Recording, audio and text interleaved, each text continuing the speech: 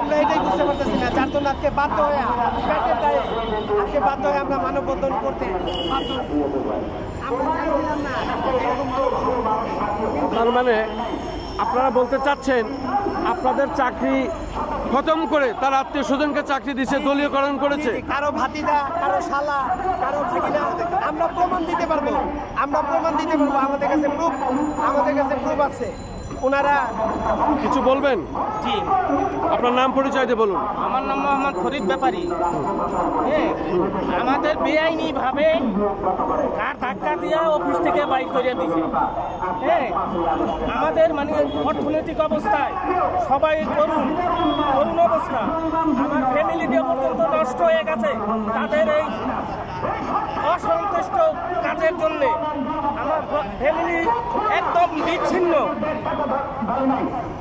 আমার একটা মেয়ে আছে,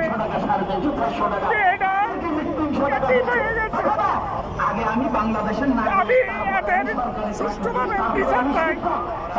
আমাদের জিনিসগুলো সারা বিশ্বে প্রচার হয়ে যাবে, কারণ আমাদের পেটে লাথি মারছে।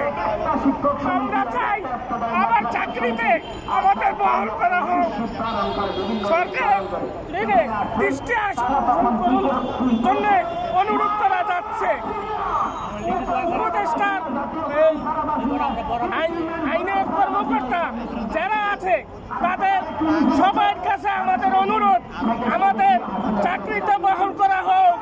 আমাদের কোনো অন্যায় ছিল না, আমার একদম নিষ্ঠুর ভাবে আমাদের কাছে খুব খারাপ ব্যবহার করা হয়েছে। আমাদের সবাই সংসার অচল হয়ে গেছে। আপনারা কি ক্ষতিপূরণ সহ চাকরি ফেরত চান আর তার কি সাজা চান? একেবারে সমস্ত কিছু প্রাপ্য আমরা যা লিগেল ভাবে পাই তাদের দিয়া সব চাকরিতে বহাল করা হোক। আমাদের যে কয়টা লোক পেটে লাথি মারছে সে কয়টা লোক সমস্ত পাওনা দাওনা দিয়া আমাদের চাকরিতে বহাল করা হোক। আপনাদের দৃষ্টি আকর্ষণ করে আমি অনুরোধ করে বলছি, এই জিনিসগুলো সারা বিশ্বে প্রচার হোক। আমি এইটাই চাচ্ছি আপনাদের কাছে। এইটাই আমার দোয়া। ধন্যবাদ, ধন্যবাদ।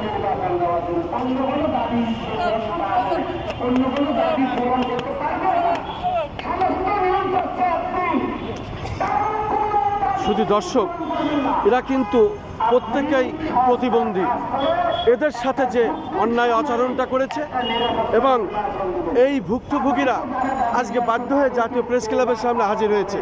তারা তাদের কর্মস্থলে ফিরতে চায়, তারা তাদের ক্ষতিপূরণ চায়। তারা অন্তর্বর্তী সরকারের কাছে আজ এই দাবি জানাচ্ছে।